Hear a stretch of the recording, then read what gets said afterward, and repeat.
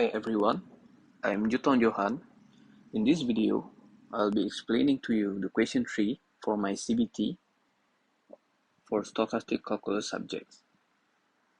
Suppose that the current price of a stock is $45, meaning that the S0 or S at the time 0 equals to $45. The stock has a volatility of 25%, meaning that the sigma equals to 0.25 and pays continuous dividends at 3%.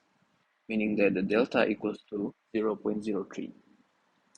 The continuously compounded risk-free interest rate is 7.5%, meaning that the R equals to 0.075. The customer buys a put option from the market maker with a strike price of $44.5, which is K, and time to maturity of 91 days, which is the big T. And then the call is written on 150 shares of the stock. So in the below table, it shows the stock price for each day, starting from the day 0 until the day 41. Suppose that the buyer delta hedges his position by buying shares of the stock at 0. Market maker rebalances his portfolio every day as the stock price moves. So the question asks to compute his profit or loss every day in 41 days if the stock price moves as in the table. As I mentioned before, the S naught equals to $45 and then the sigma equals to 0.25, delta equals to 0.03, R equals to 0.075, K equals to $44.5 and number of days equals to 91, and then the big T equals to 91 over 365, which is 0.249932, and then the number of shares is 150. So before I compute the profit and loss for each day, I calculate the price of the put and the delta put for the stock at the time 0. So here is the formula of D1. So we just put all the value in since all the information is given in the question. So the formula of D1 is ln S naught over K plus R minus delta plus with 0.5 sigma squared. You times it with big T minus small t over sigma times with square root of big T minus small t. In this case, since we calculate for the time 0, so the small t is 0. Then we get all the value for D1 as well as n of negative D1, which we can get in the normal table, but since we use Excel, then we can just put all the formula in. In the D2, we use the formula of D1 minus sigma square root of T minus T. So we get the value of 0.116974 D2, and the n minus D2 equals to 0.45344. And then we calculate the price of the put using the formula of K times E power negative RT times with n negative D2. You minus it with S naught times with E power negative delta T n minus D1. Since we already calculate the value of n minus D1 and n minus D2, we have all the information, so we can put all the value in, and then we'll get $1.74 for the price of the put. In case of the delta put, we can calculate using the formula of negative E power negative delta T minus T, and then you times it with n minus D1. Then you'll get negative 0.4014536 for the delta put, which is delta put. And then for the table, the time to maturity is the big T minus the small t. The big T is given, which is 0.24932. And then the stock price, as the stock price at the time 0 is 45. And then D1, D2, same way the one we calculated before. And then same goes with the n minus D1, n minus D2, put price. And for the delta P, which is the change in the put price, since This is at the day 0, so the changes is 0. And then the delta we calculate already. And then V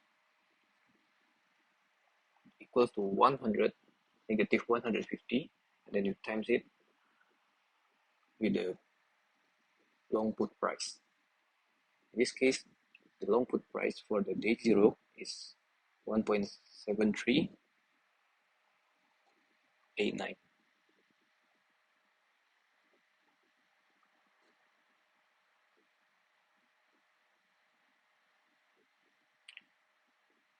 And then for the N prime, use the formula of negative 150 and you times it with the delta of long put. So negative 150 and you times it the delta at the time 0, which is negative 0.4 or 14536. And here is the number of share purchase also. And then the price of the share purchase of sold, you can calculate it by taking the number of share purchase or sold in the cell P4, and then you times it with the price at the day 0 at the cell of I4, which is 45. So we'll get negative 2709.812. And then for the cash position, which is W, is the formula of negative B plus with S times with N prime. So we just put all the value in, since we already calculated the V, and then the S, and then the N prime. Then we calculate for the profit and loss. Since this is the day 0, so we can calculate the profit and loss for the day 0. So for the day 1, the time of maturity is 0.24658. Since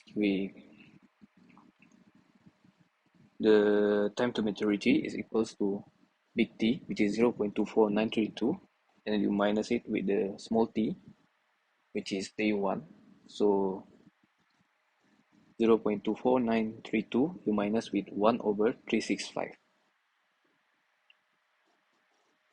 for day 1. And then the stock price is 45.5, and then it's given in the question, and then it changes in stock price. You just minus the stock price at the day 1 with the day minus with the stock price at the day 0. So the difference is 0.5, and then use the same formula to calculate the D1, but since the T is different, so we use the big T minus small t in the cell of H5. And then for D2, we use the same formula, which is D1 minus sigma square root of T. And then also can find the value of N minus D1 and N minus D2. And then just put the same formula also for the put price. And then you get 1.537 for the put price at the day 1. And then here is the delta P, which is the change in the put price between the day 1 and the day 0, which is negative 0.201. And then the delta of the put itself, we use the formula of negative exponential power negative delta, it times with the time to maturity at the day 1, and then you times it with the N minus D1 at the day 1. Then you will get negative 0.36 for the delta put. And same equation for the V, it is negative 150, and then you times with the long put price.